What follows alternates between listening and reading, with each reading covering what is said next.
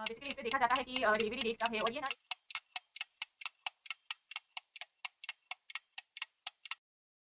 कब है ये क्लियर से बता देते हैं। दूसरा देखते हैं कि नॉर्मल डिलीवरी होगी या सी सेक्शन होगी। Hey everyone, welcome back to my channel. I hope you all are doing good और मैं भी एकदम ठीक ठाक हूँ। तो आज की वीडियो में मैं शेयर करने वाली हूँ मेरे 9 मंथ ग्रोथ स्कैन के बारे में।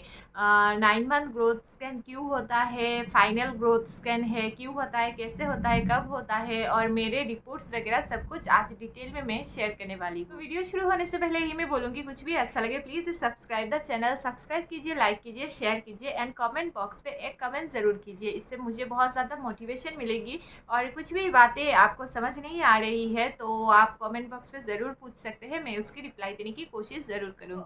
9 मंथ ग्रोथ स्कैन में बेसिकली बेबी की जो मतलब सब कुछ फीटल हार्ट बीट से लेकर सब कुछ क्लियर से डिटेल से देखा जाता है, और मतलब कोई ब्लॉकेज वगैरह है कि नहीं वो भी क्लियर से देखा जाता है। और देखा जाता है कि ब्लड सर्कुलेशन जो है वो क्लियर से जा रही है कि नहीं, बेबी तक, एक्चुअली बेबी के ब्रेन तक जा रही है कि नहीं वो स्पेशली देखा जाता है। फिर डिलीवरी डेट जो है वो भी देखा जाता है, और उसके बाद देखा जाता है कि नॉर्मल डिलीवरी होगी या फिर सी सेक्शन डिलीवरी होगी, वो भी क्लियर से इस स्कैन के बाद बता। जैसे कि हर एक स्कैन में मेरी कुछ अलग ही था, हर एक स्कैन में कुछ ना कुछ कॉम्प्लिकेशन तो मुझे रहा ही है। मैंने हर एक रिपोर्ट्स, हर एक स्कैन की रिपोर्ट्स वगैरह सब कुछ शेयर किया हुआ है, तो इस स्कैन में भी कुछ अलग तो होना ही था। तो स्कैन के दिन हम डरते डरते फिर से पहुंचे हॉस्पिटल और हमने स्कैन कराया, और हमारी जो स्कैन की मैम थी उन्होंने हमें बोला था कि बेबी की जो ग्रोथ है वो बहुत ज़्यादा कम हो रही थी, मतलब ना की बराबर ही हो रही थी। तो मेरी जो 8 मंथ पे जो स्कैन हुई थी उस पर क्लियर से ऐसे बेबी की ग्रोथ मतलब कम हो रही थी ऐसे बोला गया था। लेकिन अभी मतलब बेबी की स्कैन के बाद बेबी की ग्रोथ और ज़्यादा कम हो गई थी। और 8 मंथ पे जैसे आई थी इम्यूनिटी फ्लूइड जो है वो बहुत ज़्यादा हो गई थी, लेकिन इस बार इस स्कैन पे आया था वो एकदम नॉर्मल हो चुकी थी। तो ये तो थोड़ा सा रिलीफ मिला, लेकिन ये बहुत ज़्यादा टेंशन में आ गए थे हम कि बेबी की ग्रोथ एकदम ही कम हो गई थी, मतलब ब्लड सर्कुलेशन जो है वो बेबी की ब्रेन तक नहीं पहुंच पा रही थी। तो ये बहुत ज़्यादा एक प्रॉब्लम हो चुकी थी हमारे लिए। बाद स्कैन की रिपोर्ट्स लेके हम पहुंचे मैम के पास, मतलब मेरी डॉक्टर मैम के पास, और मैम ने हमें कुछ ऐसा बताया कि हम एकदम शॉक में आ गए। तो क्या बताया मैम ने वो सब मैं शेयर करूंगी, उससे पहले मैं अपनी रिपोर्ट्स जो है उसको डिटेल में आपके साथ शेयर कर रही हूँ। तो यहाँ पे आप देख पाओगे मेरे स्कैन वगैरह अच्छे से दिया हुआ है, और मैंने अपने हर एक स्कैन Cloud9 हॉस्पिटल में नहीं किया है बिकॉज़ मैं कोई रिस्क लेना नहीं चाहती थी।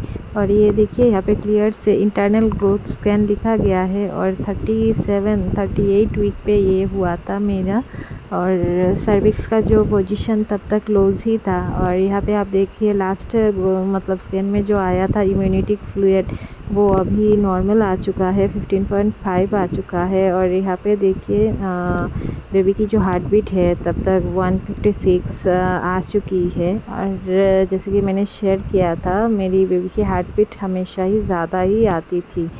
फिर यहाँ पे बेबी की ग्रोथ वगैरह आप देख पाओगे 26 मतलब 2 किलो 600 ग्राम ऐसा आया हुआ है।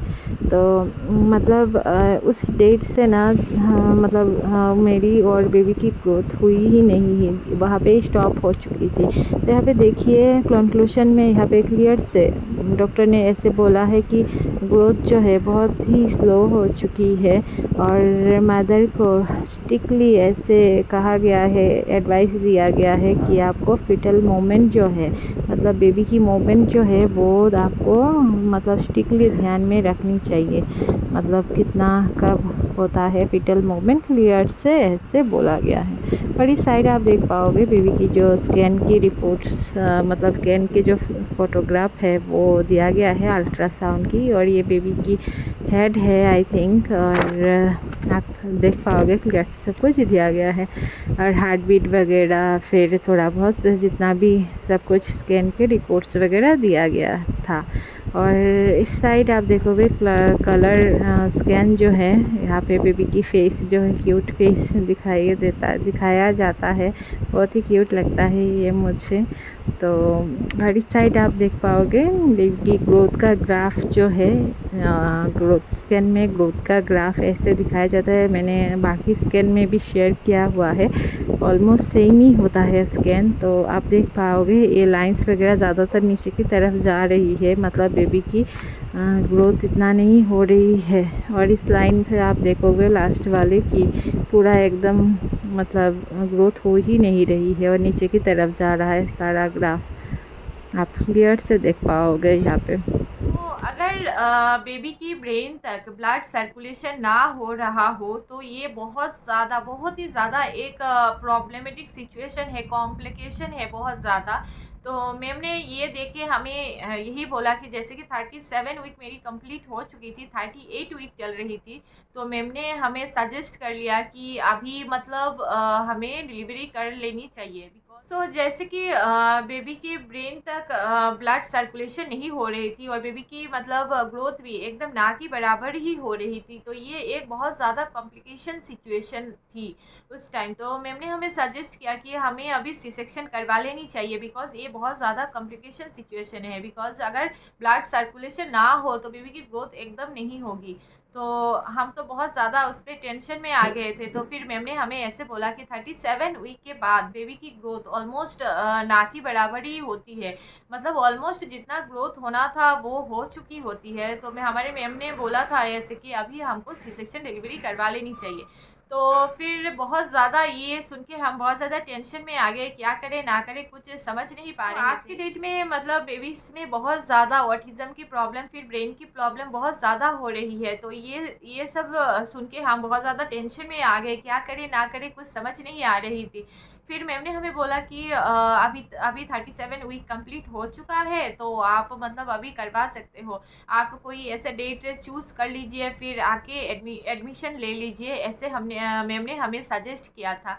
फिर हम मतलब बहुत ज़्यादा टेंशन में आ गए थे, लेकिन मैम ने हमें यही बोला था कि अगर आप मतलब बेबी को रखना चाहते हैं तो आप रख सकते हैं, लेकिन ये बहुत ज़्यादा रिस्की होगा। आपको हर एक टाइम बेबी की मतलब फीटल जो हार्ट बीट है और बेबी की मूवमेंट, वो सब कुछ आपको मतलब टाइम टू टाइम आपको उसको ऑब्जर्वेशन करना पड़ेगा। उसके बाद फाइनली हमने डिसाइड किया कि हम थोड़ी देर वेट करेंगे और 1 वीक का वेट करेंगे अभी।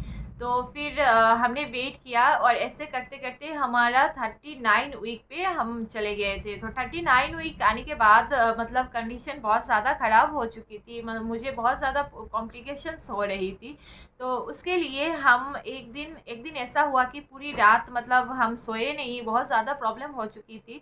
तो फिर हमने डिसाइड किया नहीं, अभी हमें हॉस्पिटल विज़िट करना ही चाहिए, नहीं तो बहुत देर हो जाएगी। उसके बाद हमने मैम से सजेशन ली और हॉस्पिटल एडमिट होने के लिए मतलब डिसाइड कर लिया। तो ऐसा हुआ था कि पूरी रात हम मतलब सो नहीं पाए थे उस दिन। तो उसके बाद सुबह हम जाके हॉस्पिटल में एडमिट लिया और मैम ने हमें देख के यही बोला कि अभी तो करवा लेनी ही चाहिए। तो उसके बाद मेरी सी सेक्शन डिलीवरी हुई और मतलब भगवान की कृपा से सब कुछ अच्छे से ही हो गया। और मैंने अपनी सी सेक्शन डिलीवरी की सारी मतलब एक्सपीरियंस वगैरह अपनी वीडियोस पे अपनी चैनल पे डाले हुए हैं। तो अगर आप देखना चाहते हो तो आप वो देख सकते हो, सब कुछ मैंने डिटेल्स में दिया हुआ है। और मैंने मेरी जो डिलीवरी एक्सपीरियंस है वो भी मैंने शेयर किया है, कैसे मैं एडमिट हुई थी, सब कुछ आप मेरे चैनल पे जाके विजिट करके सब कुछ देख सकते हैं। गाइज आज मैंने अपने लास्ट स्कैन के रिपोर्ट्स वगैरह सब कुछ डिटेल्स वगैरह सब कुछ शेयर कर दिया है। मैंने जब अपनी डिलीवरी एक्सपीरियंस का वीडियो डाला था तो मुझे ऐसे बहुत सारे कमेंट्स आए थे कि आप मतलब अपने हॉस्पिटल एक्सपीरियंस के बारे में और सब कुछ डिटेल्स रिपोर्ट्स वगैरह क्या आते हैं, स्कैन के रिपोर्ट्स वगैरह सब कुछ डिटेल में शेयर कीजिए। तो मुझे जितना हो सका मैंने सब कुछ शेयर किया है, आप मेरे चैनल विजिट करके वो सब कुछ देख पाओगे। और मैं यही बोलूँगी, अगर आपको कुछ और प्रेगनेंसी रिलेटेड वीडियो देखनी है तो आप मेरे कमेंट बॉक्स पे ज़रूर कमेंट कर कीजिए, मैं उससे रिलेटेड वीडियो बनाने की कोशिश करूँगी। तो आज के वीडियो में इतना ही। आई होप मेरी सारी वीडियोस आपको पसंद आई होगी, और कुछ भी आपको अगर पसंद आया होगा तो एक सब्सक्राइब ज़रूर कर दीजिएगा। सब्सक्राइब कीजिएगा, लाइक कीजिएगा, शेयर कीजिएगा और कमेंट बॉक्स पे एक कमेंट ज़रूर कीजिएगा।